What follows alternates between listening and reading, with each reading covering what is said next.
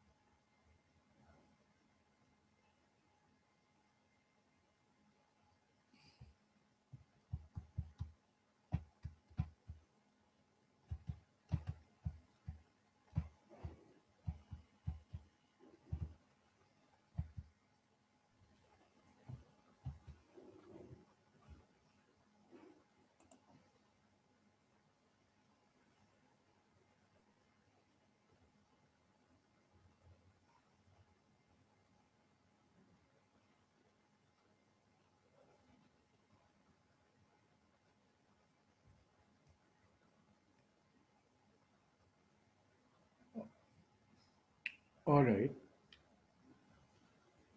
Assalamu alaikum, students. आपको मेरी आवाज़ वालेकुम सलाम सर। आपको मेरी आवाज़ भी सही आ रही है और स्लाइड भी आपको नज़र आ रहे हैं? जी sir. Yes, sir. Okay. All right.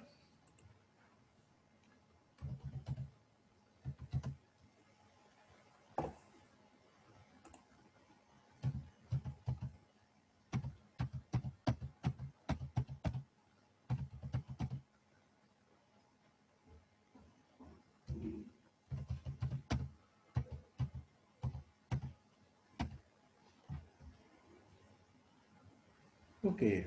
Welcome to our this DLD course.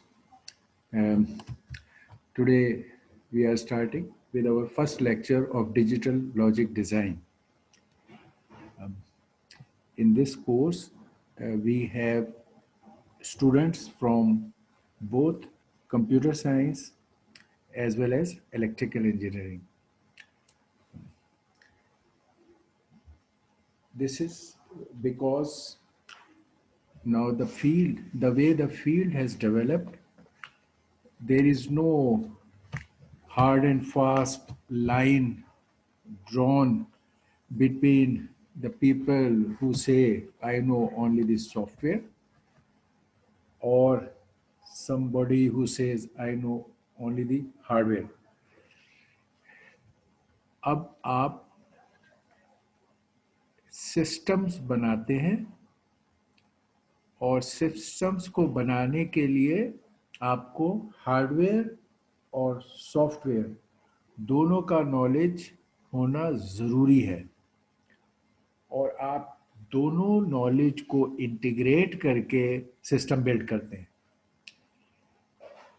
इस कोर्स का नाम क्योंकि अभी प्रीवियस में DLD और डिजिटल लॉजिक डिज़ाइन है, तो अभी मैं ये नाम कंटिन्यू कर रहा हूँ।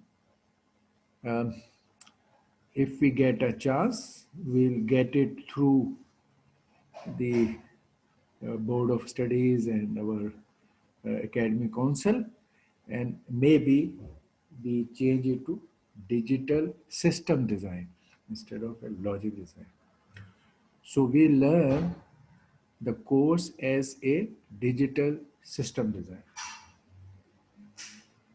और सिस्टम बनाने के लिए आपको सॉफ्टवेयर का इल्म भी चाहिए और हार्डवेयर का इल्म भी चाहिए।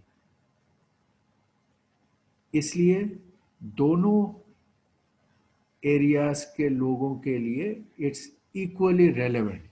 शायद इलेक्ट्रिकल इंजीनियरिंग के लोग कुछ स्ट्रेंथ हार्डवेयर की बेहतर रखते हों, so they will have to work little harder to get to the software part of the course for designing. और कंप्यूटर साइंस के लोग सॉफ्टवेयर स्किल्स थोड़ी बेहतर रखते हो, so they have to make more effort to get to the hardware part and absorb it. And both have to learn both the areas. अच्छा, अब some basic informations about the course we'll conduct. Some knowledge of a programming language like C will be an advantage जब आप इसके software part को कर रहे होंगे। Some knowledge about the architecture, computer architecture or computer organization will be helpful जब आप इसके हार्डवेयर एस्पेक्ट्स को कर रहे होंगे। आप लोगों को अपने प्रीवियस बैकग्राउंड से क्या एक्सपोजर है in terms of computer organization and programming, आप ये ज़रा मुझे बताइए थोड़ा। ऑलराइट जी, आप लोगों को किसी भी किस्म की कंप्यूटर प्रोग्रामिंग का क्या बैकग्राउंड है? जी बताइए। शब्बीर, तैयब, जैन, बताइए आप लोगों ने किस किस्म की? सर फर्स्ट में अस्सलाम वालेकुम सर। वालेकुम सलाम। यस सर फर्स्ट सेमेस्टर में तो हमने फॉर लूप के वाइल के C++ का प्रोग्रामिंग सी और सी प्लस प्लस की प्रोग्रामिंग की है यस फर्स्ट सेमेस्टर। ओके, किसी किस्म की कंप्यूटर की हार्डवेयर या उसकी ऑर्गेनाइजेशन या आर्किटेक्चर या इस तरह की कोई चीज़ आपने की? इतने हाई लेवल पे तो नहीं, हाँ, इतने हाई लेवल में बस छोटे मोटे कोर्सेज रहा जो हुए तो हुए। किस कोर्स में और किस लेवल की है? MS वर्ड में, विरा में या फिर उसी के रिलेटेड। फिर से बताएं किस चीज़ से रिलेटेड, फिर से। MS वर्ड विरा के। अच्छा, ओके, तो ठीक, बहुत while it's not a essential thing, हम दोनों चीज़ें बहुत बेसिक से करेंगे। प्रोग्रामिंग में सी वगैरह से हम ये बात कह रहे हैं कि अगर आपको किसी स्ट्रक्चर्ड लैंग्वेज को डील करना आता है तो एक आपको एडवांटेज है, लेकिन इट्स नॉट नेसेसरी। हम इस केस में हार्डवेयर डिस्क्रिप्शन लैंग्वेजेस यूज़ करेंगे, HDL जिसको कहते हैं। तो जो किसी हार्डवेयर को बनाने को या हार्डवेयर डिज़ाइन को डिस्क्राइब करने के लिए यूज़ होती है, इसलिए इसको हार्डवेयर डिस्क्रिप्शन लैंग्वेज का नाम दिया जाता है।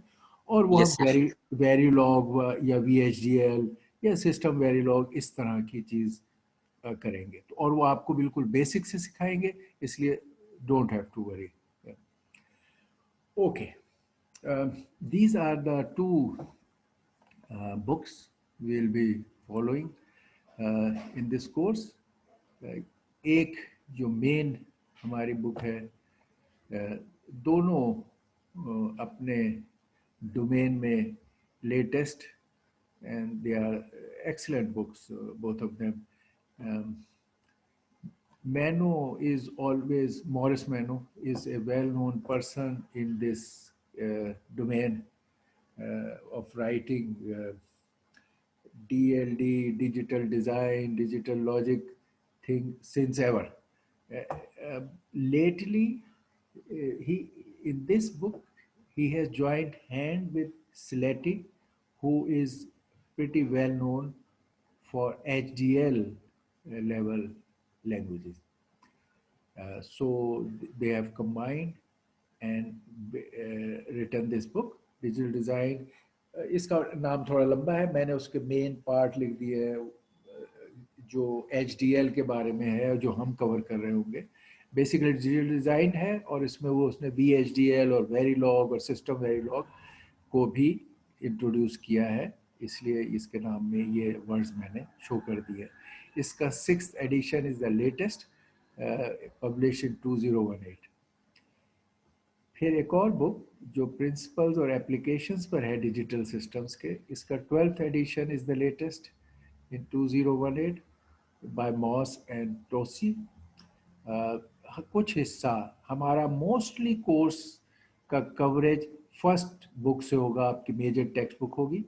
कुछ चीज़ें जो ADC और DAC और इस तरह के पार्ट्स हम सेकंड बुक से भी कवर करेंगे। दोनों books I have them in soft copy. I will upload it in your Google Classroom, and you should use it regularly as a reference when we learn about these things. Uh, as far as grading policy is concerned, okay,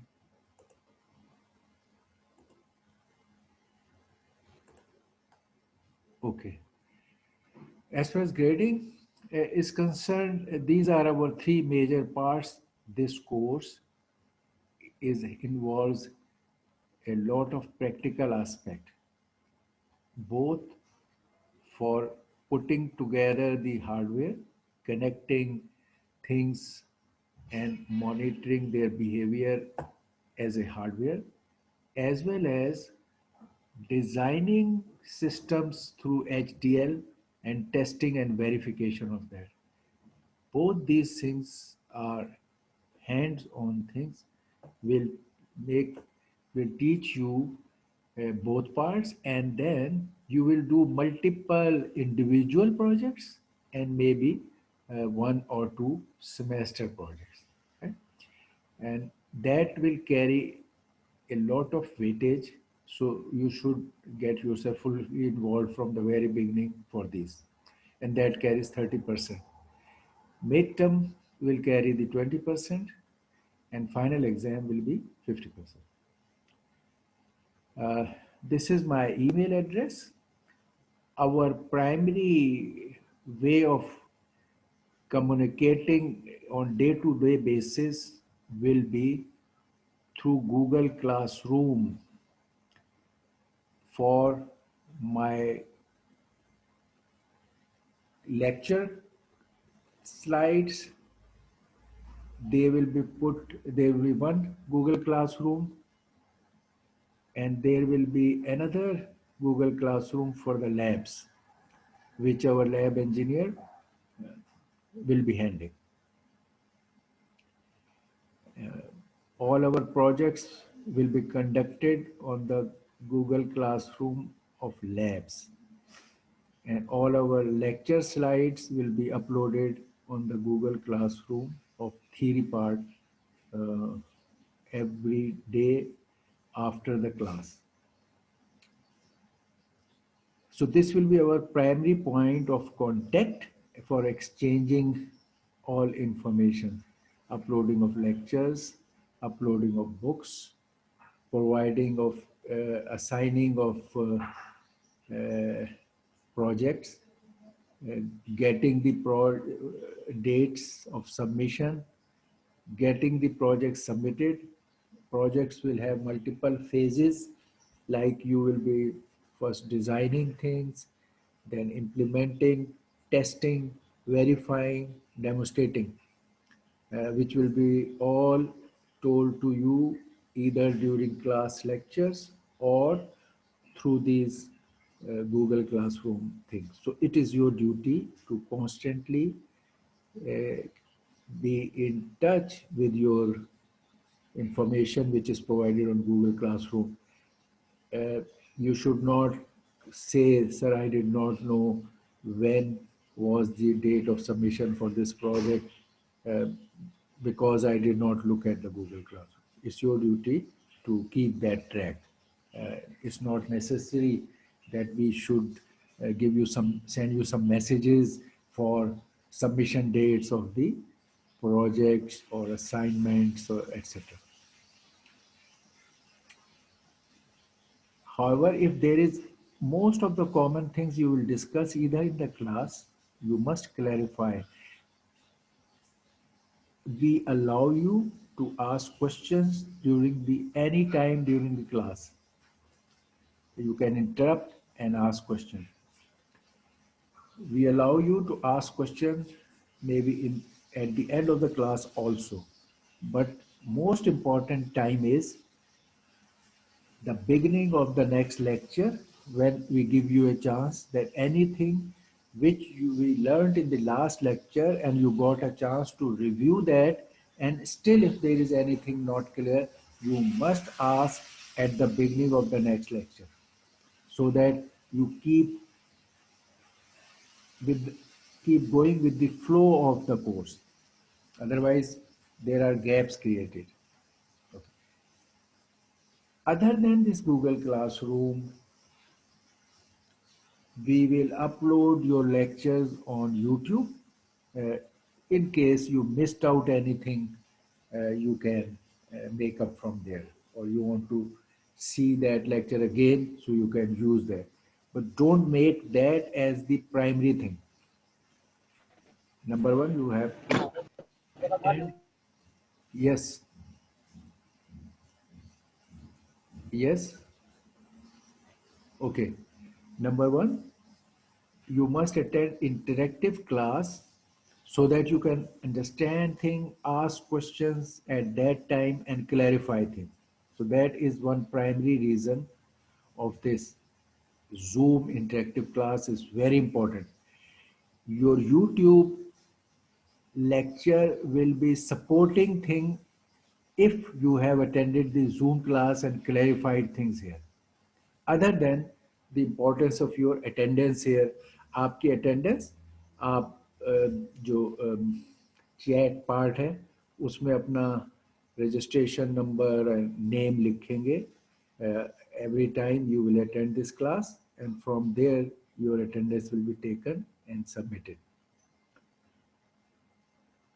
So it's very important that you attend interactive Zoom class and then get support from the uploaded YouTube. Don't make uploaded YouTube as your primary source of learning. Okay?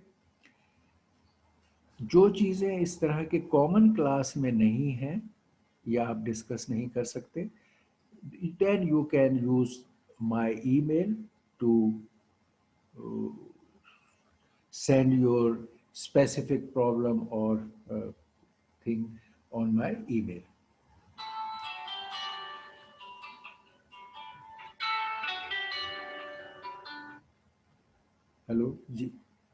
वालेकुम सलाम।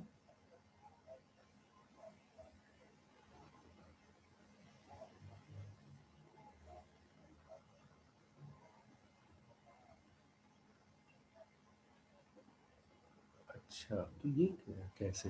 ये तो बहुत दिनों से नहीं। हाँ।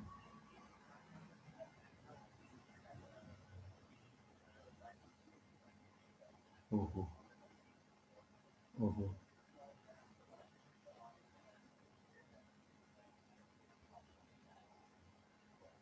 तो बस ज्वाइन करने में तो कोई देर नहीं लगती। 4 स्टूडेंट्स हैं। हाँ। हाँ, मैंने 10 मिनट तो पहले शुरू में भी दिए हैं स्टूडेंट्स को ज्वाइन करने के। हाँ। हाँ, अब ये है कि हाँ, अब मैं जारी रखता हूँ और उनको फौरी ज्वाइन करवाएं वो, और फिर यूट्यूब पर अपलोड जो होगा उससे फिर वो आगे उसको कैच ऑन करें। ठीक है ना? हाँ, ओके। उन्हें इमीडिएट करवा लो। ठीक है। ओके। ओके। ओके। ओके।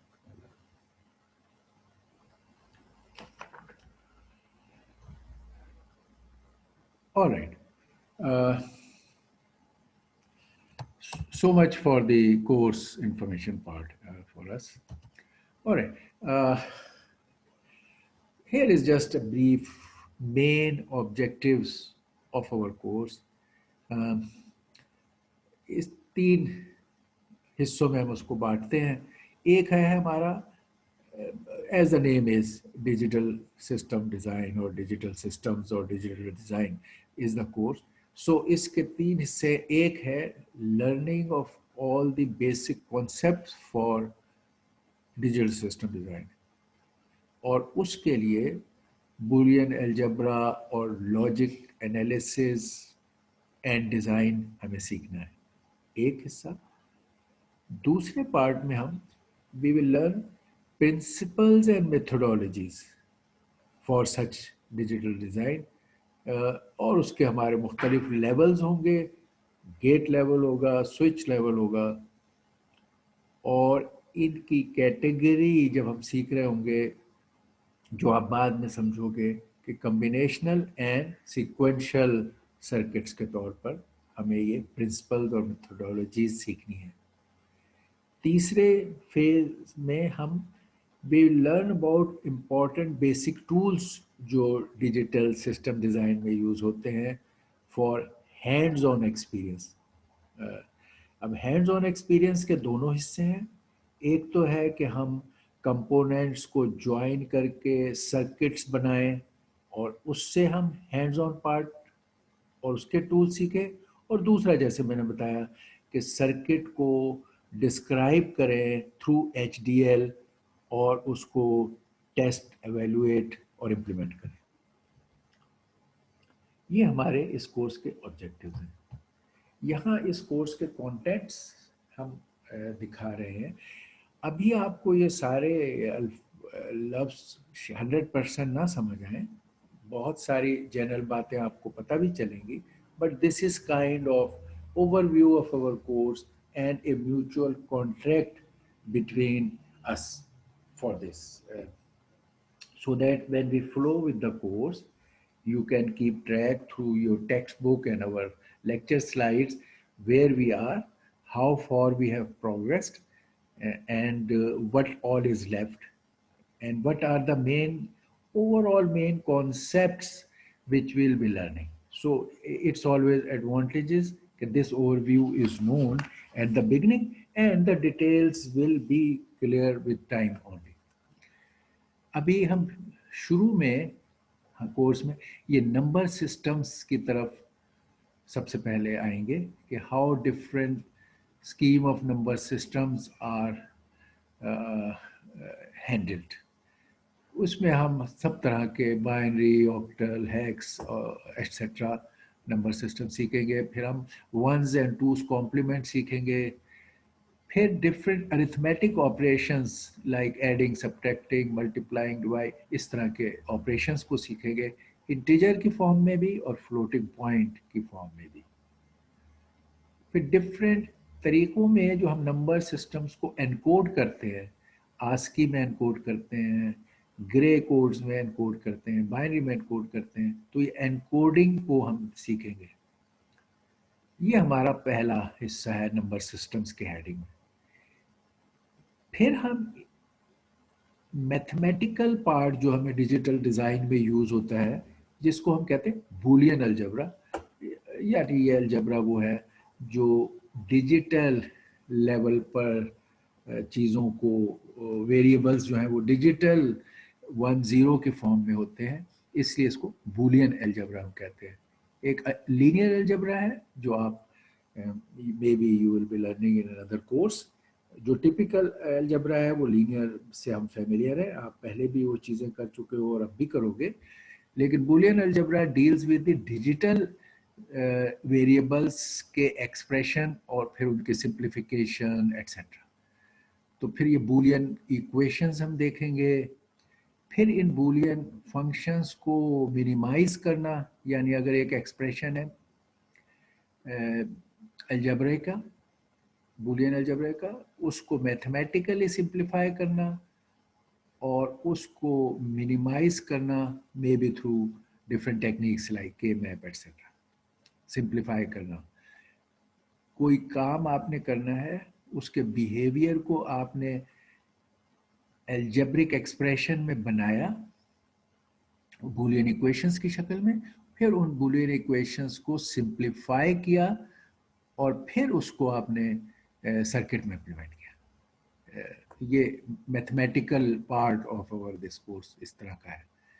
और इस तरह फिर आप दोनों चीज़ें कि आप कॉम्बिनेशनल सर्किट्स बनाएंगे using gates and using multiplexers, इस मैथमेटिक्स को इस्तेमाल करके। उसके बाद हम स्मॉल यूनिट्स ऑफ, यानी गेट से बढ़कर small component bigger than gates, combining many gates into units of functional units, हम उन फंक्शनल यूनिट्स को सीखेंगे। पहले कॉम्बिनेशनल सर्किट में हम फंक्शनल यूनिट्स को सीखेंगे, जैसे कि adder, decoder, multiplexer, code converter. So these are functional units. एक शुरू में आप गेट लेवल पे चीज़ें सीखोगे यहाँ के, जैसे एंड और एक्सक्लूसिव और गेट्स। फिर इन गेट्स को मिलाकर जो स्मॉल मॉड्यूल्स हैं लाइक एडर, डिकोडर एट्सेट्रा, इनको कनेक्ट करना, यूज़ करना और इनको इस्तेमाल करके इनसे बेनिफिट लेना, हम ये सीखेंगे as a combinational circuit. Combinational circuit एक कैटेगरी ऑफ सर्किट्स है। इनफैक्ट जो क्लॉक से सिंक्रोनाइज होकर या क्लॉक से ट्रिगर होकर काम नहीं कर रहे होते, बल्कि वो एक गेट्स की कनेक्टिविटी के बेस पर कैलकुलेशन आप इम्प्लीमेंट कर रहे होते हो, जैसे आपने बूलियन अलजेब्रा को कॉम्बिनेशन सर्किट की शक्ल में इम्प्लीमेंट किया।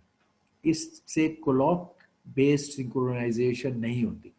एक और सेट ऑफ सर्किट्स हैं जो क्लॉक से सिंक्रोनाइज होकर काम करते हैं और इनको हम सीक्वेंशियल सर्किट्स कहते हैं।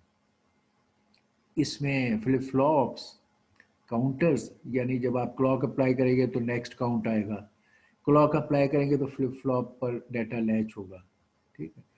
और इसी तरह क्लॉक अप्लाई करेंगे तो डाटा शिफ्ट होगा, शिफ्ट रजिस्टर। और क्लॉक से ये टाइमर, बाईस्टेबल, मोनोस्टेबल एट्सेट्रा, ये चीज़ें सब सीक्वेंशियल सर्किट्स के डोमेन में आती हैं। तो हमारे दो मेजर नेचर ऑफ सर्किट्स हैं जिनसे हम डील करेंगे, एक कॉम्बिनेशनल सर्किट्स और एक सीक्वेंशियल सर्किट। यहाँ पर वो मैं बता रहा हूँ आपको, जो मैं कह रहा था कि आप अपनी हार्डवेयर को डिस्क्राइब करने के लिए there are different languages. Software की लैंग्वेजेस आप बहुत पहले से जानते हैं, सी प्लस प्लस एंड अब तो पाइथन और सो लॉट ऑफ लैंग्वेजेस। अब हार्डवेयर को डिस्क्राइब करने के लिए भी लैंग्वेजेस हैं, लेकिन फ़र्क इनमें यह है कि वहाँ आप किसी प्रॉब्लम को मैथमेटिकल शक्ल में देखते हैं और उसके बारे में कोड लिख रहे होते हैं, सॉफ्टवेयर। अच्छा, यहाँ पर आप एक्चुअली प्रॉब्लम को हार्डवेयर में इम्प्लीमेंट करने के लिए उस हार्डवेयर को डिस्क्राइब करने के लिए सपोर्ट लेते हैं लैंग्वेज से। यानी आप बताना इसमें ये नहीं चाह रहे कि आपको सॉफ्टवेयर का प्रोग्राम लिखना चाहते हो, आप एक्चुअली एक हार्डवेयर को, कंप्यूटर को, एक हार्डवेयर को डिस्क्राइब करना चाहते हो। उस डिस्क्रिप्शन के लिए जो आप लैंग्वेज इस्तेमाल करते हो उसको हार्डवेयर डिस्क्रिप्शन लैंग्वेजेस या एचडीएल्स कहते हैं। तो इसमें हम वो सीखेंगे, वो बहुत सारी है, वेरीलॉग है, VHDL है, सिस्टम वेरीलॉग है, सिस्टम सी है, लॉट ऑफ सच थिंग। तो हम इसमें, इस कोर्स में हम फोकस करेंगे Verilog and maybe later part में some time we give to system Verilog for bigger systems. और फिर ये एचडीएल को यूज करके हम कॉम्बिनेशनल लॉजिक भी डिस्क्राइब करेंगे और सिक्वेंशियल लॉजिक भी डिस्क्राइब करेंगे। और इसके मुख्तलिफ डिज़ाइन करने के और डिस्क्राइब करने के लेवल्स हैं, gate level, structure model, behaviour model etcetera. वो आप देखोगे कि कैसे वो डिस्क्राइब किए जाते हैं। इसी कॉन्टेक्स्ट में ये वाली चीज़ें, फाइनाइट स्टेट मशीन, यानी किसी वर्किंग को एक स्टेट डायग्राम से डिस्क्राइब करते हैं और फिर उसको टेस्ट करते हैं और इम्प्लीमेंट करते हैं। तो ये हम इस हिस्से में सीखेंगे। ये एक डिजिटल आईसी फैमिलीज की है कि different DTL, TTL, ECL, MOS, CMOS क्या होता है और उसकी इंटरफेसिंग। ये वो पार्ट है जो मैं बता रहा था कि एनालॉग इंफॉर्मेशन को डिजिटल में कन्वर्ट करना, डिजिटल इंफॉर्मेशन को एनालॉग में कन्वर्ट करने के जो डिवाइसेस हैं उनको ADC और DAC कहते हैं। हमारे अराउंड दोनों तरह की चीज़ें हैं, एनालॉग भी और डिजिटल भी, और हम इनको म्यूचुअली कन्वर्ट करते हैं। ठीक, तो ADC और DAC में फिर इसमें आप सैंपल एंड होल्ड सर्किट भी सीखेंगे और इन डिवाइसेस को भी सीखेंगे। टुवर्ड्स द एंड हम प्रोग्रामेबल डिवाइसेस के बारे में सीखेंगे। We will start with the basic things, PROM, जैसे प्रोग्रामेबल रोम्स है मेमोरीज के तौर पे, मगर फिर हम PAL, PLA और FPGA, फील्ड प्रोग्रामेबल गेट अरे, प्रोग्रामेबल लॉजिक अरे, प्रोग्रामेबल अरे लॉजिक, ये चीज़ें जो आप एक किस्म की कन्फिगर कर सकते हो हार्डवेयर को, यहाँ हम कन्फिगर करेंगे।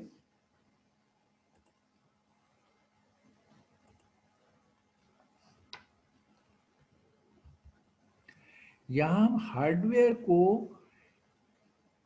रिकन्फिगर करते हैं to solve different problems efficiently.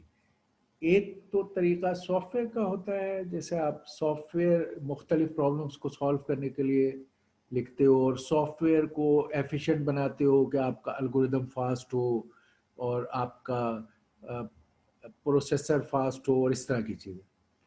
यहाँ हम ये कह रहे हैं कि आप अपनी हार्डवेयर को अरेंज करते हो अपने प्रॉब्लम की नेचर के मुताबिक और इस तरह फास्टर स्पीड हासिल करते हो। तो ये हम towards the end of the course हम ये चीज़ सीखेंगे, FPGA एट्सेट्रा।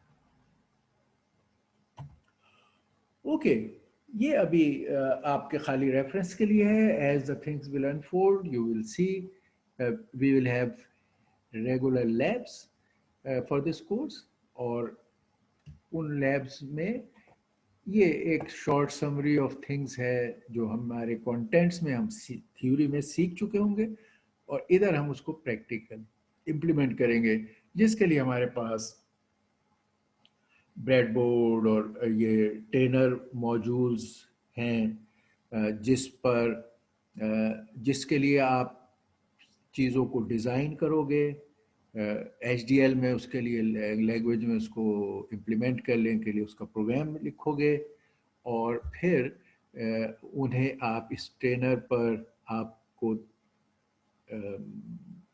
जब ऑनलाइन है तो हमारे लैब इंजीनियर उन चीज़ों को ट्रेनर पर पैच करेंगे और आपको वो चीज़ आप देख रहे होगे कि वो चीज़ कैसे इम्प्लीमेंट की गई है, और फिर आपके डिज़ाइन के मुताबिक जो आपने बनाया होगा डिज़ाइन उसको आप टेस्ट करोगे और आपको फिर अपने जो प्रॉब्लम्स हैं या फ्लॉज हैं वो पता चलेंगे.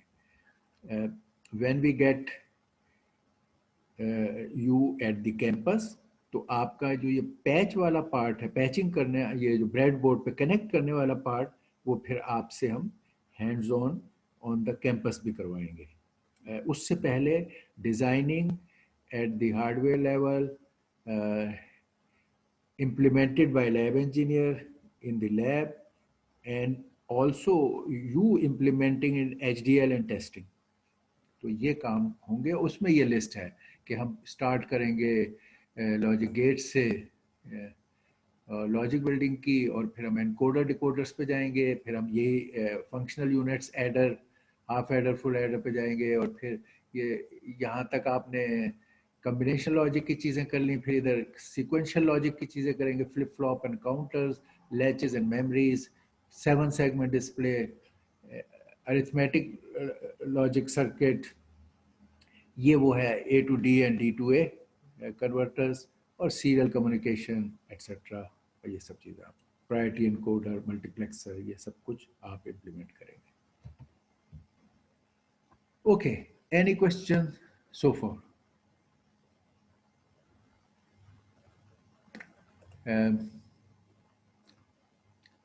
Have our electrical engineering department colleagues joined here now?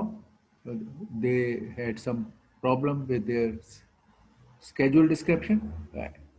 Do I have electrical engineering students now join? Ji sir, Mohammad Aamir Mahmood.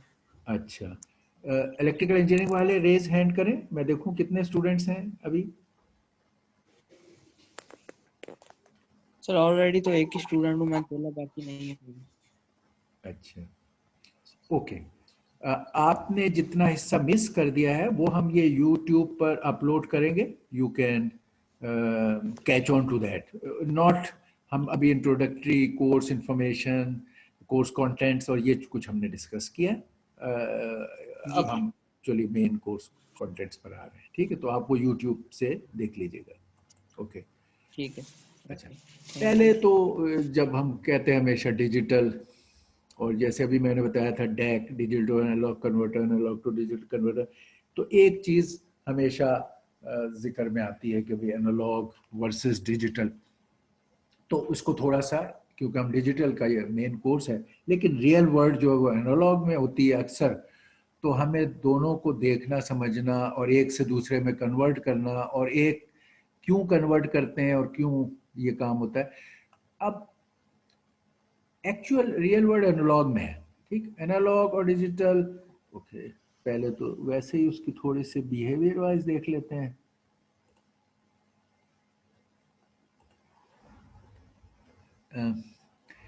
कोई चीज़ जो इस तरह चेंज हो रही है, लेट से एक टाइम है अगर इधर इस साइड पे, और इधर कोई लेट से वोल्टेज है, ये मेरा एक्स एक्सिस था, थोड़ा सा टेढ़ा हो गया.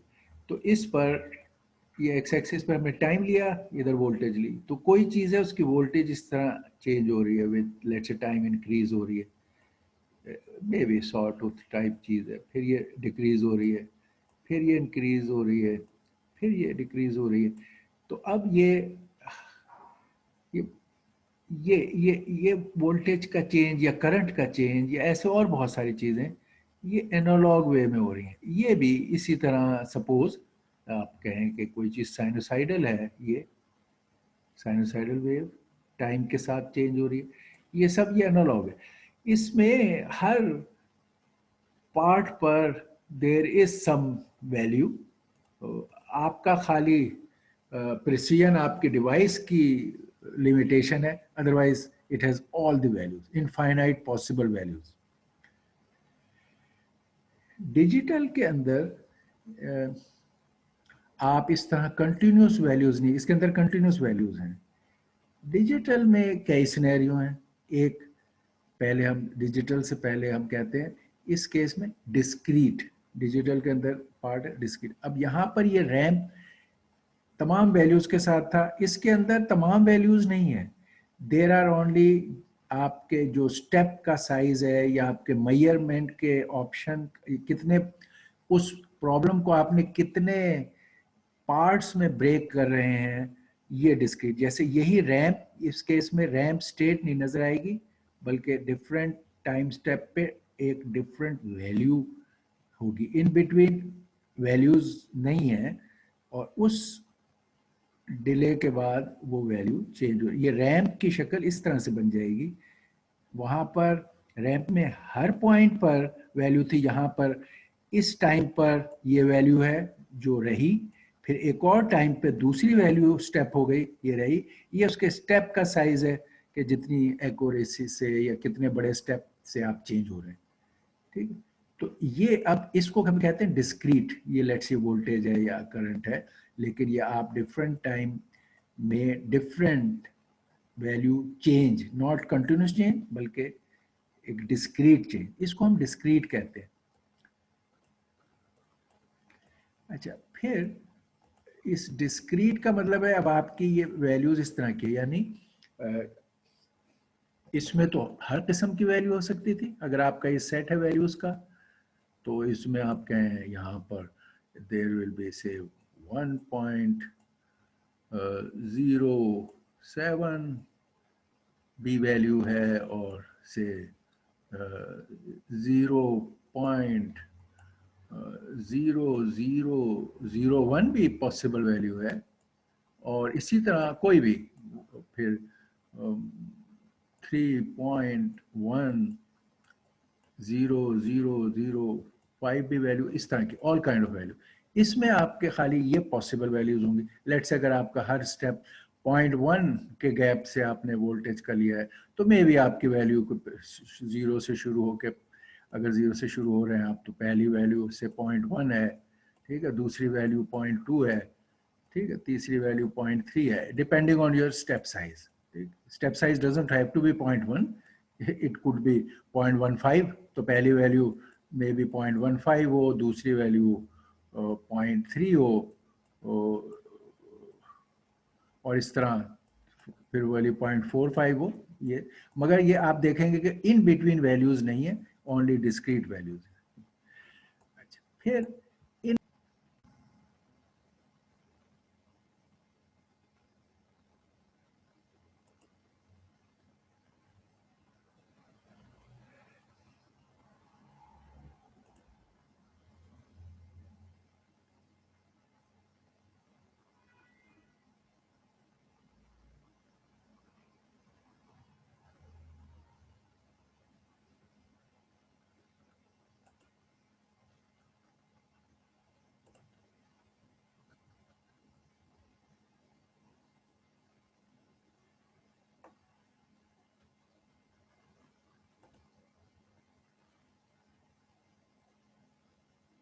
Okay,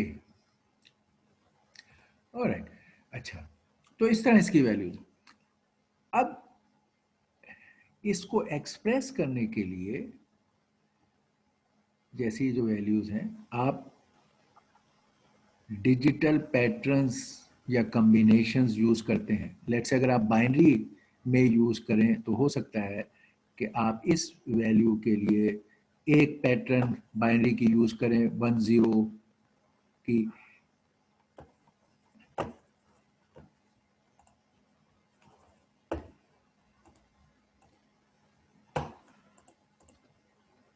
okay.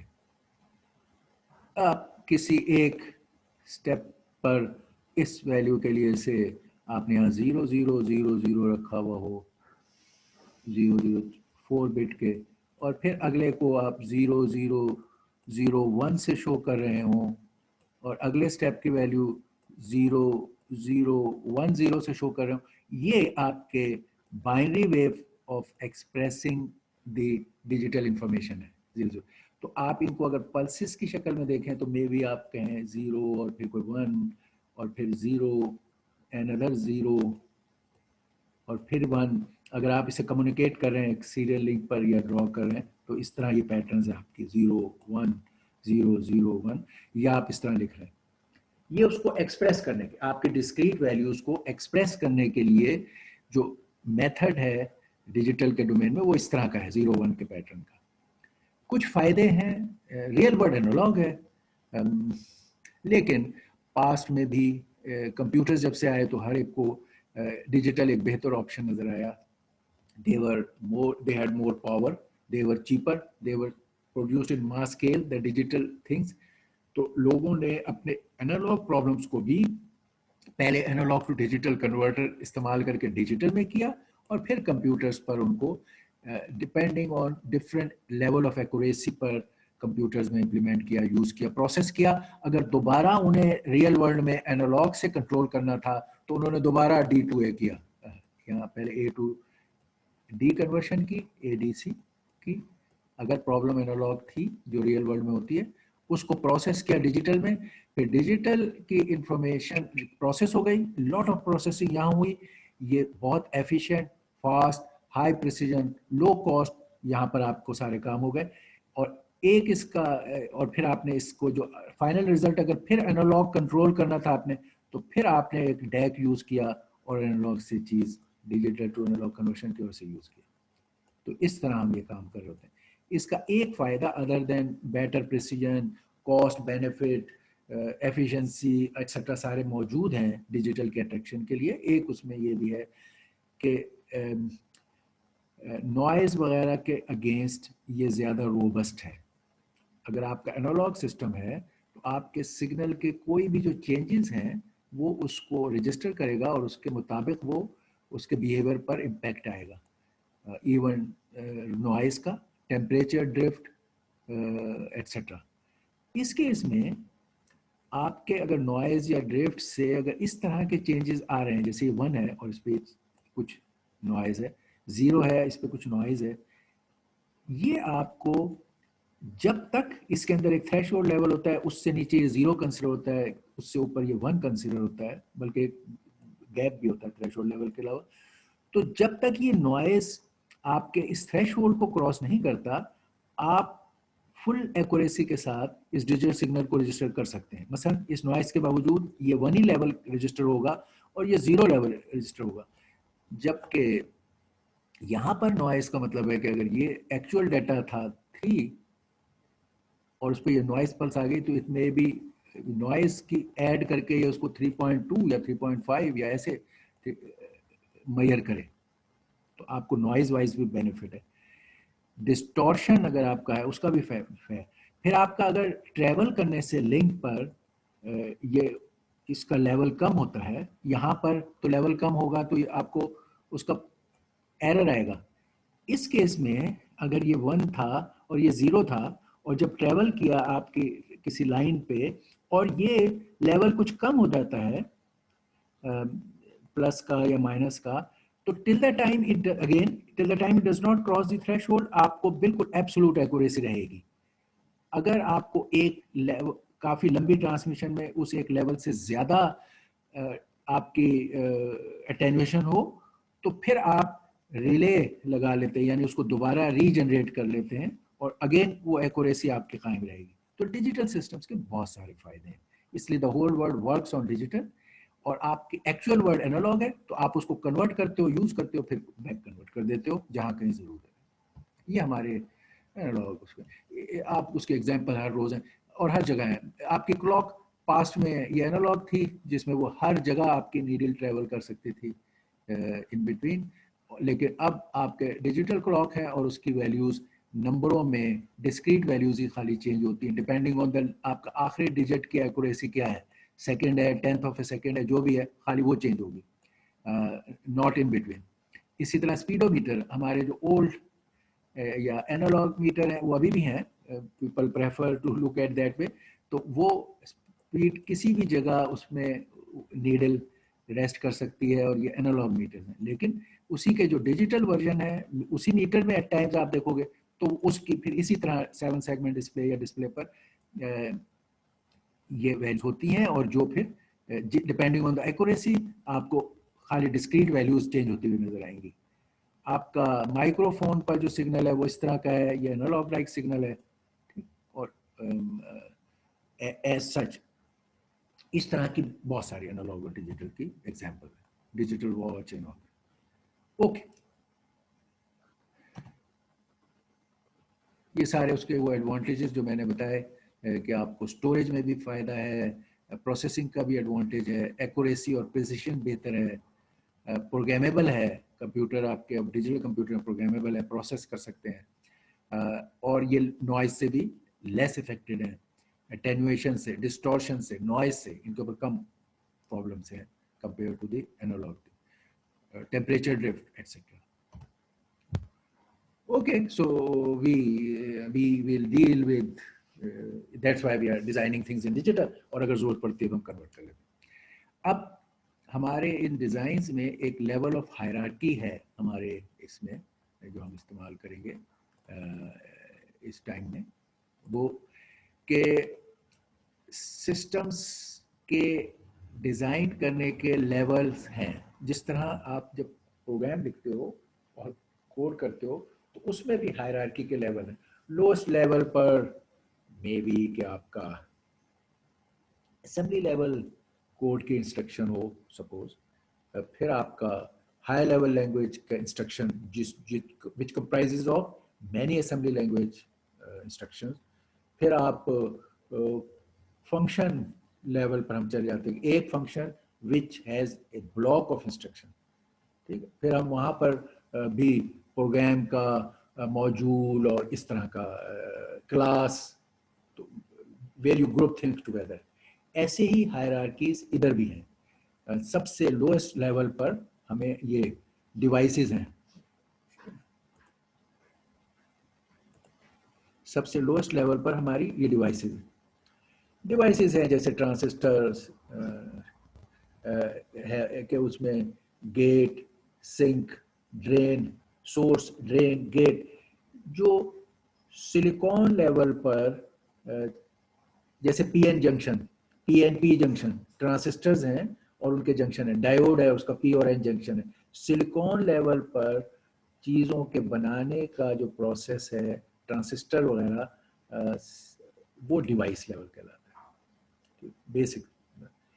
जब इस तरह के ट्रांसिस्टर्स को आप many of such you interconnect them in such way कि ये एक ट्रांसिस्टर है, ये दूसरा ट्रांसिस्टर है, ये मे बी इधर कैपेसिटर है, और आप इनको कनेक्ट करते हो, इधर से इनपुट आती है, इधर गई, कुछ एम्पलीफाई होकर नेक्स्ट स्टेज पे गई, नेक्स्ट, इन्हें इस तरह जब ज्वाइन करते हो डिवाइसेस को तो हम इसको सर्किट्स कहते हैं. उसके बाद इस तरह ट्रांसिस्टर्स को ज्वाइन करके अगर आप डिजिटल लेवल के सर्किट्स बनाते हो, क्योंकि ट्रांसिस्टर्स को ज्वाइन करके आप एनालॉग सर्किट्स भी बना सकते हो और डिजिटल सर्किट. एक कैटेगरी डिजिटल वे में इनको बना के इकट्ठा करने के सर्किट्स हैं जिनको फिर हम लॉजिक गेट्स कहते हैं. ये गेट्स हैं, एंड गेट्स, और गेट्स, एक्सक्लूसिव और गेट. तो गेट लेवल नेक्स्ट हायरार्की है which has a circuit translated into gate level, logic level या digital level. फिर उससे अगला लेवल है कि आप बहुत सारे गेट्स को कंबाइन करके मॉड्यूल्स बनाते हो, फंक्शनल मॉड्यूल्स, फंक्शन ब्लॉक्स, जिसकी अब हम बात कर रहे थे कि maybe adder, subtractor, multiplier, shift register, counter. तो इस तरह के मॉड्यूल्स बन जाते हैं, functional blocks by using gets.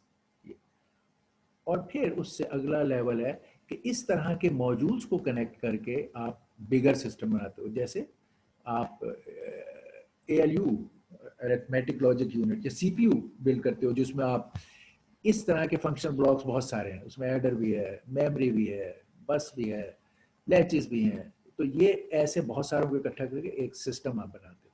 ये है डिज़ाइन के मुख्तलिफ लेवल. ये जब हम HDL लैंग्वेजेस इस्तेमाल करेंगे, समटाइम्स आप गेट लेवल पे इम्प्लीमेंटेशन बना रहे होंगे, समटाइम्स आप मॉड्यूल लेवल पर इस तरह की चीज़. ओके, नाउ टू स्टार्ट, हम पहले डिजिटल नंबर सिस्टम सीखना चाहते हैं. तो there are so many number systems. हमें सबसे फेमिलियर जो है वो एक जो हमारा हम कॉमन यूज में ला रहे होते हैं वो एक डेसिमल नंबर सिस्टम है. लेकिन हमारे डिजिटल के डोमेन में अक्सर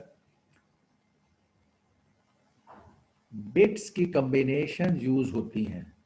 तो बिट्स के लेवल पर जो चीज़ें काम करती हैं वो डिजिटल नंबर सिस्टम में टिपिकली बाइनरी और फिर उसी के और वेरिएंट ऑक्टल और हेक्साडेसिमल ये यूज़ होते हैं।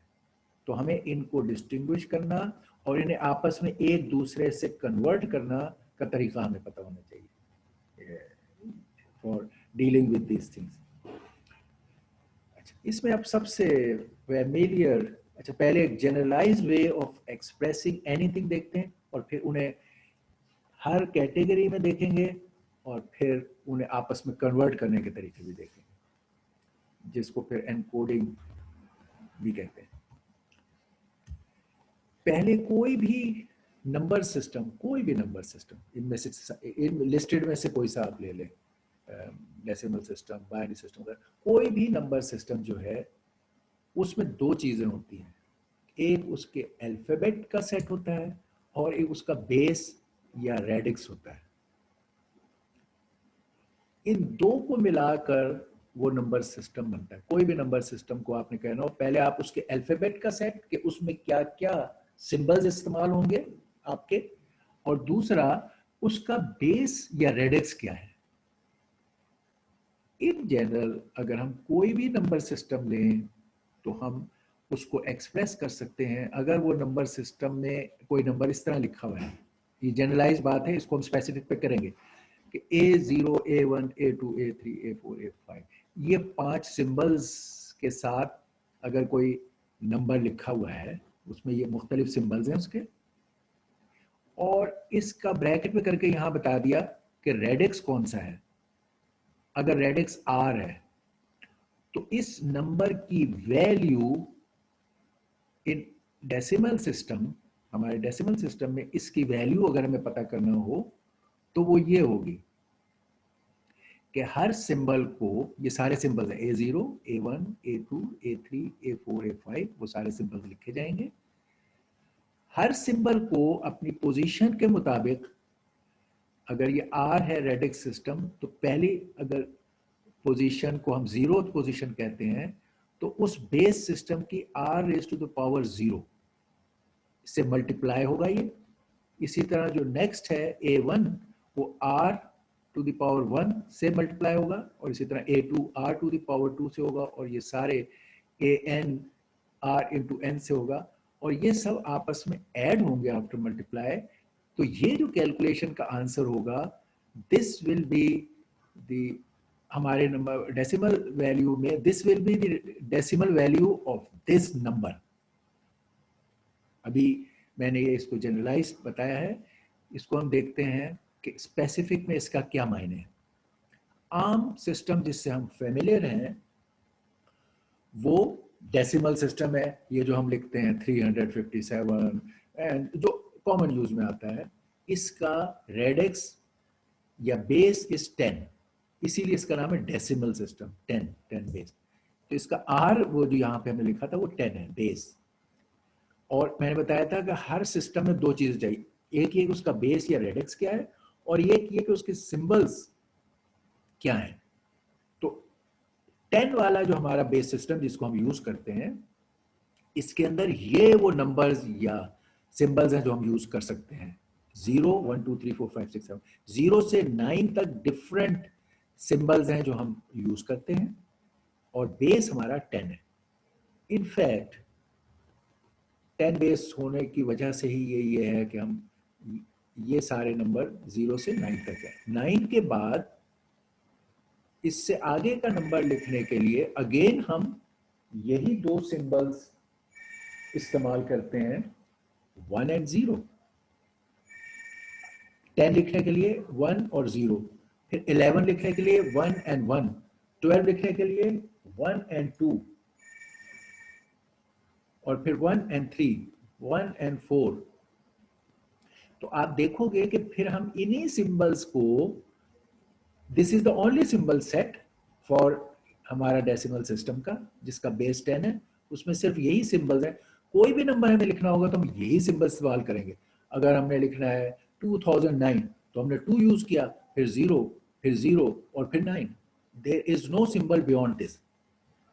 तो अगर हम कहते हैं 2009, इसका मतलब क्या है अगर ये बेस 10 का नंबर है, ये ब्रैकेट के बाहर लिख दिया, हमारा डेसिमल सिस्टम बेस 10 का है, तो इसके मायने जैसे मैंने कहा कि आप राइट से नंबर लिखना शुरू करें, 9, फिर 0, फिर 0, फिर 2।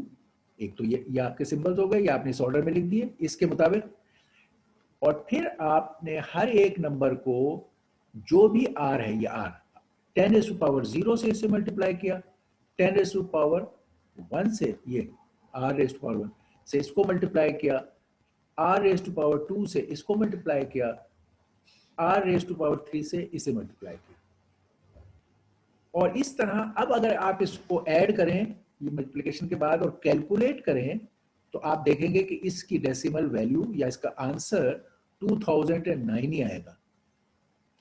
तो हम अपने डेसिमल सिस्टम में जो we take for granted this, हमने उसको इस जनरल डेफिनेशन के मुताबिक बताया कि this is the way it is. यानी जो पहला नंबर है इसका वेटेज, हम जो कहते हैं ना unit, 10, 100, 1000, that we are trying to tell the weight with respect to the position. जो उसका रेडिक्स है उसकी पोजीशन में उसका वेट, 9 का वेट 10⁻0 है, यानी 9 एज ए यूनिट ही रहेगा। लेकिन इस 0 का वेट 10⁻1 है, 10 टाइम्स है वेट। अगर यहाँ 1 होता तो 1 × 10 होता, अगर यहाँ 2 होगा तो 2 × 10 20, इस 2 का वेट 20 होता। यहाँ 3 है तो उसका वेट, इसकी वैल्यू 30 होती। इधर 1, 2, 3 इस पोजीशन में जो होंगे वो मल्टीप्लाई बाय 100 होंगे, क्योंकि उनका वेट 100 टाइम्स है। इधर जो नंबर है उसका वेट 1000 टाइम्स है, तो ये 2 मल्टीप्लाई बाय 10⁻3। तो हर नंबर अपनी पोजीशन के मुताबिक अपने वेट से मल्टीप्लाई होता है, और फिर इनको ऐड करें तो इसकी टोटल वैल्यू इन डेसिमल निकल आती है। ये हम इसको जानते थे। अपने ही इसी डेसिमल सिस्टम को अब हम यहाँ देखते हैं, इसमें फ्रैक्शन को भी जरा सा देख लेते हैं। अगर ये 123.24 बेस 10 पर लिखा हुआ है, यही हमारे डेसिमल सिस्टम में, तो अब इसका ये पार्ट है जो हम सीख चुके। हमने लिखा यही कि इधर से शुरू किया 3 और फिर 2 और फिर 1। 3 जो है 10⁻0 से मल्टीप्लाई होगा, 2 जो है 10⁻1 से मल्टीप्लाई होगा, ये 1 जो है वो 10⁻2 से होगा, जो हमने अभी ऊपर सीखा। ये इसके इंटीजर पार्ट के लिए है।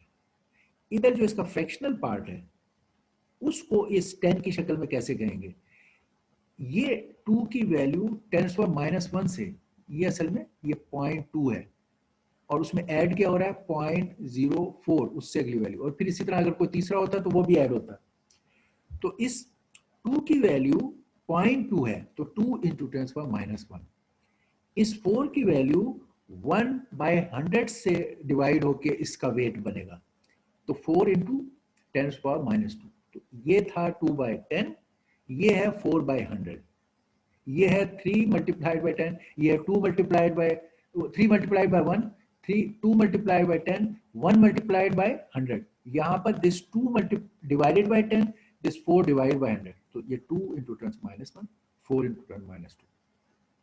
इन सबको ऐड करें, इसको कैलकुलेट करें, तो हमें यही आंसर आएगा 123.24। ओके। अब अगर हमने ये डेसिमल सिस्टम में ये बात समझ ली है, तो अब हम एनी सिस्टम में ये बात लिख सकते हैं। यानी इस तरीके को इख्तियार करके कैलकुलेट कर सकते हैं value in any system. Like यहां पर हम कह रहे हैं एक और सिस्टम है जो हमने मेंशन किया था पीछे, ऑक्टल सिस्टम। ऑक्टल का मतलब है 8। ये 10 रेडिक्स के या बेस का सिस्टम था। ऑक्टल सिस्टम जो है वो 8 वाले नंबर सिस्टम पर है। तो अगर ये इसका रेडिक्स या बेस 8 है ऑक्टल की, अगर बेस 8 हो तो इसके जो सिंबल्स हैं इसमें वो 0 से लेकर 7 तक होंगे। इस सिस्टम में सिर्फ ये सिंबल है, there is no symbol like 8 और 9। In base 8 system there can only 8 symbols जो 0 से लेकर 7 तक है। इस सिस्टम के तहत हम नंबर को लिखें, फर्स्ट को ये 2007, 2007, it's not 2007, it's let's say 2007 octal system में। तो इसकी डेसिमल वैल्यू उसी असूल पर कैलकुलेट कर सकते हैं, मगर अब रेडिक्स आपका 8 है। तो आप सबसे पहले राइट का वर्ड लिखोगे 7, फिर ये 0, फिर ये 0, फिर ये 2। 7 वाले को 8 बेस सिस्टम है, ये r raise to power 0, 8 power 0 से मल्टीप्लाई करोगे, दूसरे को 8 पावर 1 से मल्टीप्लाई करोगे, तीसरे को 8 पावर 2 से मल्टीप्लाई करोगे, तीसरे को 8 पावर 3 से मल्टीप्लाई करोगे। इनको मल्टीप्लाई करके और ऐड करेंगे। अब जो भी कोई कैलकुलेट करके वैल्यू आएगी, that will be the decimal value equivalent of this octal number. ये एक ऑक्टल नंबर है बेस 8 वाला। इसको हमने इस तरीके से इसकी वैल्यू कैलकुलेट कर सकते हैं और वो वैल्यू आपके फिर डेसिमल सिस्टम की वैल्यू बनी जाएगी। आप ये कैलकुलेशन करें, वो ये कैलकुलेशन है। हमने जब की यहाँ कैलकुलेशन तो इसका आंसर आया 1033। डेसिमल नंबर, डेसिमल डोमेन में ये ऑक्टल नंबर की वैल्यू है 1033। ऑक्टल में it was 2007, it's not 2007, it's 2007 in octal, जिसकी decimal system value is this. अगर इस पे आप एम्फेसाइज करना चाहें तो आप इस 1003 के ब्रैकेट डाल के 10 लिख सकते हैं कि ये वैल्यू डेसिमल सिस्टम में है। ओके, तो आपने ऑक्टल सिस्टम के नंबर को डेसिमल में कन्वर्ट किया। यहां हमने डेसिमल ही नंबर के सिस्टम को डेसिमल में कन्वर्ट करके पहले सीखा और अब हमने ऑक्टल नंबर को डेसिमल में कन्वर्ट किया। यही मामला हम एक और सिस्टम जो हम कहते हैं हेक्साडेसिमल, उसमें भी कर सकते हैं। हेक्साडेसिमल का मतलब होता है 16 बेस। हेक्साडेसिमल बेस ऑफ 16 इसका मतलब है। अच्छा, तो जब आप बेस 16 इस्तेमाल करेंगे तो पहले तो आपको 16 सिंबल्स हों, 16 डिफरेंट सिंबल्स हों आपके इस नंबर सिस्टम में। अब 16 symbols, 16 different symbols, single symbol, right? वो कैसे आए? यहाँ तो हमारे पास था कि भाई हमने 0 से 9 तक सिंगल सिंबल कर लिए, यहाँ हमने 0 से 7 तक सिंगल सिंबल कर लिए। अब 16 के लिए तो सिंगल, अगर हम ये कहें 1 2 3 ये हमारे सिंबल्स हैं, तो 9 के बाद ये तो 2 सिंबल्स हो गए, 1 एंड 0, दोबारा यही वाले रिपीट हो गए। तो अब 10 11 12 13 14 15 इनके लिए भी हमें कोई सिंबल, सिंगल सिंबल डिफाइन करना पड़ेगा। तो हेक्साडेसिमल वालों ने कहा कि हम ये 0 से 9 तक तो ठीक है, ये पहले से डिफरेंट है, हम यही रखेंगे, इनको इस्तेमाल करेंगे। लेकिन 9 के बाद जब ये रेपिटेशन शुरू होती है, इसके लिए हम सिंबल यहाँ ए, यानी अब 10 की जगह हम कहते हैं ए, 11 की जगह हम कहते हैं B, 12 C, 13 D, 14 E and, तो हमारे सिंबल का set 0 to 9 and A to F. These are the 16 symbol जो हेक्साडेसिमल वाले यूज करते हैं इन देयर नंबर्स। हाउएवर इनका डेसिमल में वैल्यू अगर कोई पूछे कि भाई ए की वैल्यू डेसिमल वाइज क्या है, आप कहोगे 10, बी की वैल्यू डेसिमल वाइज क्या है 11, ठीक है। ये इनका आपस में डेसिमल नंबर और इन सिंबल्स का ताल्लुक। मगर जब आपने हेक्साडेसिमल में कोई नंबर लिखना है तो वो आप इन सिंबल्स के जरिए लिखेंगे। यहाँ एक हेक्साडेसिमल नंबर है, आपके डेसिमल सिस्टम में या ऑक्टल सिस्टम में there was no symbol like B and C. ये 2 और 9 तो थे वहां, लेकिन बी और सी वहां नहीं थे। ये एक हेक्साडेसिमल नंबर है, इसके बाहर यहाँ नजर नहीं आ रहा। अगर आप लिखें तो आप इसको कहें यहाँ 16 लिखिए, ये 16 बेस का नंबर है 2BC9। ओके,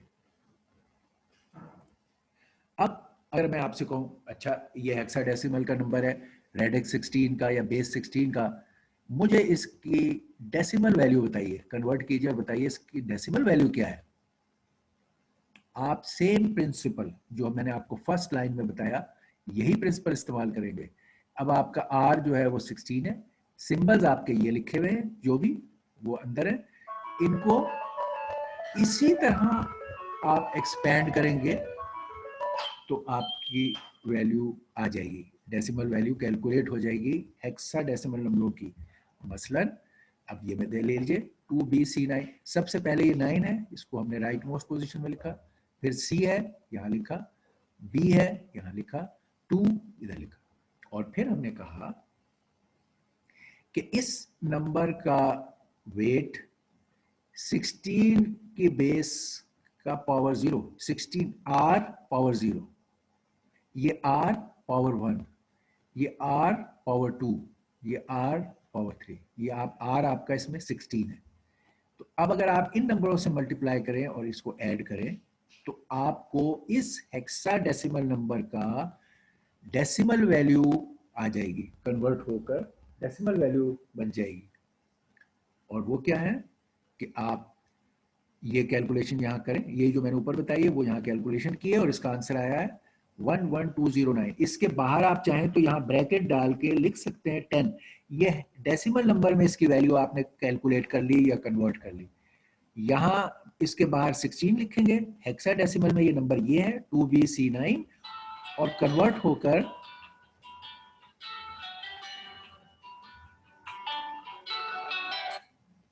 हेलो वालेकुम अस्सलाम। हाँ जी, क्या क्या हाल है आपके? अस्सलाम वालेकुम, क्या है? जी जी, मैं पढ़ा रहा हूँ, क्लास ले रहा था। जी जी।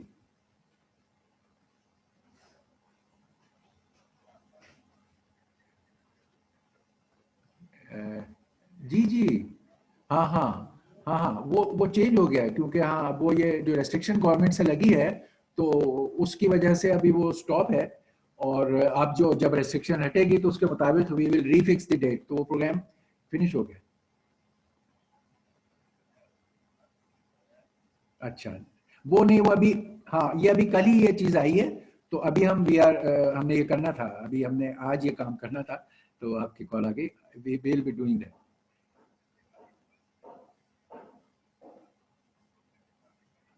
अच्छा अच्छा, ठीक है।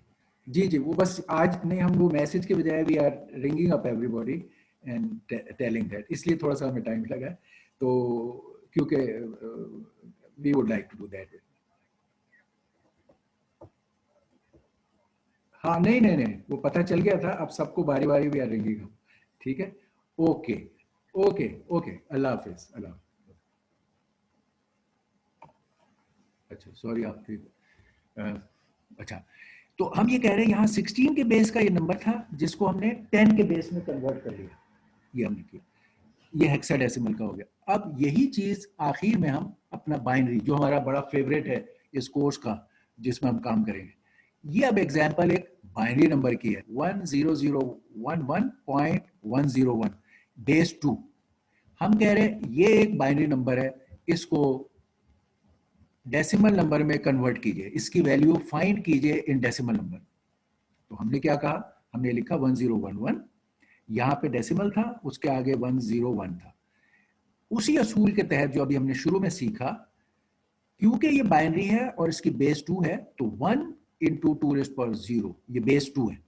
तो ये तो हमने कहा था ना, r power 0, r power 1, r power 2, r power 3, ये वो है, इसका r जो है वो 2 है। तो हम कह रहे हैं पहला, अच्छा इसके सिंबल, बाइनरी में सिंबल सिर्फ दो ही होते हैं, बेस 2 है, इसके सिर्फ दो सिंबल है, एक 0 और एक 1। आप देखेंगे इसके अंदर कोई और सिंबल नहीं आएगा इसके लिखने में, ठीक है। तो सिर्फ यही दो सिंबल्स हैं, उन पर बेस करके ये नंबर लिखा गया है। अब जब इसको कन्वर्ट करेंगे तो आप पहले ये जो होल नंबर वाला पार्ट, उसमें हर नंबर को 2⁻0, इसको 2⁻1, इसको 2⁻2, इसको 2⁻3 से मल्टीप्लाई करेंगे और जो भी वैल्यू आएगी वो इस हिस्से की हो जाएगी। अब डेसिमल के बाद वाले, जिस तरह हमने कहा था कि r power -1, r power -2, r power minus, इसके अंदर 0 से शुरू नहीं होता, माइनस साइड पे 1 से शुरू होता है। तो 2⁻1 का मतलब है इस 1 की, ये हो गया 1/2, इसका वेट 1/2 है, इसका वेट 1/4 है, इसका वेट 1/8 है। तो इसको आप 1/2 से मल्टीप्लाई करेंगे, इसको 1/4 से मल्टीप्लाई करेंगे, इसको 1/8 से मल्टीप्लाई, जैसे इस जगह 2⁻0 का मतलब है 1, इसको 1 से मल्टीप्लाई करेंगे, इसको 2 से मल्टीप्लाई करेंगे, इसका वेट 2 है, इसको 4 से मल्टीप्लाई करेंगे, इसका वेट 4 है, इस पोजीशन का वेट 8 है, इसको 8 से मल्टीप्लाई करेंगे। ठीक, तो इस तरह हम ये कैलकुलेशन करके और इसको इसका इक्विवेलेंट डेसिमल वैल्यू फाइंड कर सकते हैं। जो सबसे लोअर एंड पे बिट होती है उसको हम लीस्ट सिग्निफिकेंट बिट कहते हैं, जिसको मोस्ट लेफ्ट मोस्ट बिट जो होती है उसको मोस्ट सिग्निफिकेंट बिट कहते हैं, ये बाइनरी पॉइंट। तो अब अगर हम ये इसकी एग्जांपल्स देखें, बाइनरी नंबर जो बेस 2 में होते हैं तो वो ये है। एक तो खैर ये आप देख लो 2^0, 2^1 जो हम हर एक पर लिखेंगे पोजीशन पर, उनकी इक्विवेलेंट वैल्यू, जैसे मैं कह रहा था ना कि इसका वजन वेट 1 है, इसका वेट 2 हुआ, इसका वेट 4, इसका वेट 8, तो वो आप अगर डेसिमल में वेट्स इनके देखें, 2^0 का मतलब, 2^1 का, तो ये वेट्स हैं। समटाइम्स आप ये 2^0 या 1, 2 लिखने के बजाय you directly use this number. Aahista Aahista आपको आदत हो जाती है, इन नंबर के ये इक्वल नंबर्स आपको पता होते हैं तो आप इनको यूज कर लेते हैं डायरेक्ट, बजाय पहले ये लिखे 201, 201, आप कहते हैं यहाँ 1, 2, 4, 8 से मल्टीप्लाई करो और फाइंड कर लो, इसलिए ये नंबर यहाँ लिखे हैं। इनमें आपको बड़ा फेमिलियरिटी होगी। देखें 8, 16, 32, 64, 128, 256, 8th बिट, 2^8 वाली बिट जो है 9th बिट, फिर ये 5 and 2, ये 1024, 2^10, ये एक नंबर है जो आपको याद रखना होता है, फॉर बिगर नंबर्स के लिए एक रेफरेंस काम आता है। ये 1024 होता है। इसको के, नॉर्मली के और डोमेन्स में 1000 होता है, इसका के मेमोरी और इन जगहों पर जब हम यूज करते हैं इसका के 1024 के बराबर होता है। इसी तरह 2:20 में it is like a mega, जो 10⁶ होता है आमतौर पे, मगर वो नंबर 2:20 इस तरह का होता है। तो हम अगर ये देखें कि ये नंबर अगर हमारे पास है, इसको कन्वर्ट डेसिमल में करें इसी असूल से, तो ये नंबर 13 बन जाएगा। 2^0, 2^1, 2^2, इससे मल्टीप्लाई करें, ये बन जाए। इसका और जो डायरेक्ट तरीका सर है, के मीन किलो, जी जी, के मीन किलो सर। फिर पूछिए क्या कह रहे हैं आप, फिर बताइए। सर के मीन किलो सर। जी, K is kilo, M is mega या मिलियन, किलो। देखिए किलो आमतौर पर यस 1000 के लिए इस्तेमाल यस करते sir, one, giga and also. जी, किलो इज 1000 और आप 1000 कहते हैं, लेकिन बाइनरी में जो किलो के नियरेस्ट चीज होती है, बाइनरी में यही सिर्फ नंबर आपको मिलेंगे। तो जो किलो के नियरेस्ट है वो 1024 है, 2⁻10।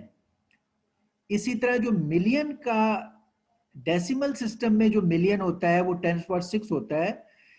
यहां उसका नियरेस्ट नंबर ये है,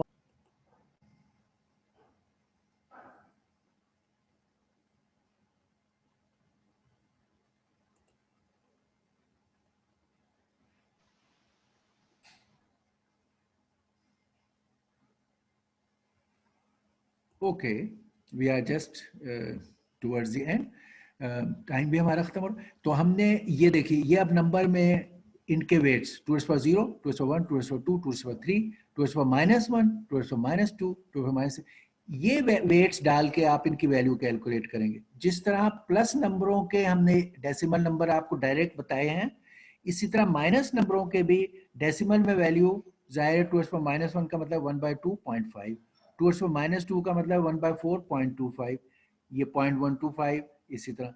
तो अब ये इस हिसाब से आप कैलकुलेट करोगे और जो भी आंसर आएगा that will be its equivalent decimal value. Okay, so our time is finished. So that is how we convert any base. हमने देखा binary base 2, hexadecimal base 16, decimal base 10, octal base 8। तो उसमें कोई भी नंबर के लिए symbol set क्या होता है और उसको डेसिमल नंबर में कन्वर्ट करने का तरीका क्या होता है, वो ये वन स्टैंडर्ड मेथड है, और जिसको हमने थ्रू आउट सारों पे अप्लाई किया और चेक किया दैट इट वर्क्स, और वो ये है। हमने ये बात बहुत सारी एग्जाम्पल के साथ देखी। ये सिंबल का सेट इस्तेमाल होता है, ये बेस है, और इसकी calculation for converting into the decimal number ये है, और वो माइनस में भी